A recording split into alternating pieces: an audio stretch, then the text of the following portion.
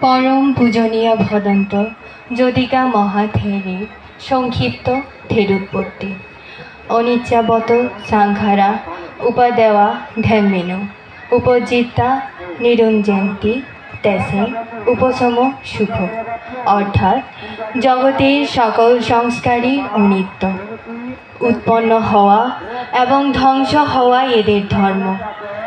যা উৎপন্ন হয় তা অবশ্যই বিলীন হয়। এই সব কিছুরই প্রশমই হল প্রকৃত সুখ নির্বাণ। জন্ম ও বাল্যকাল প্রকৃতির অমোঘ নিয়মকে সত্য প্রমাণ করে আমাদের মাঝ থেকে বিদায় নিয়েছেন সোনায়াগা যদিকা মহাথের।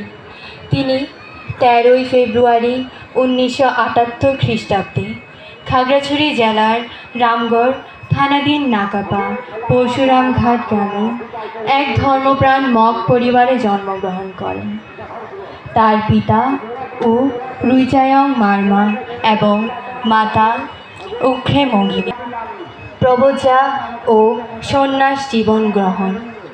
তিনি দীর্ঘ 23 বছর অত্যন্ত নিষ্ঠার সাথে গৃহজীবন অতিবাহিত করার পর 2001 সালে বুদ্ধের অমোঘ ধর্মে দীক্ষিত হন।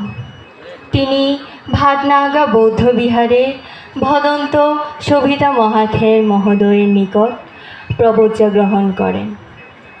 পরবর্তীতে হাতিটিলা থলিবাড়ি বৌদ্ধবিহারে ভদন্ত শাসন মহাথের মহোদয়কে উপাধ্যায় বরণ করে তিনি উচ্চতর উপসম্পদা লাভ করেন। ধর্মীয় সাধনা ও শিক্ষা 2001 সাল ভাটনাগা বৌদ্ধবিহারে তিনি তার প্রথম বর্ষবাস সম্পন্ন করেন।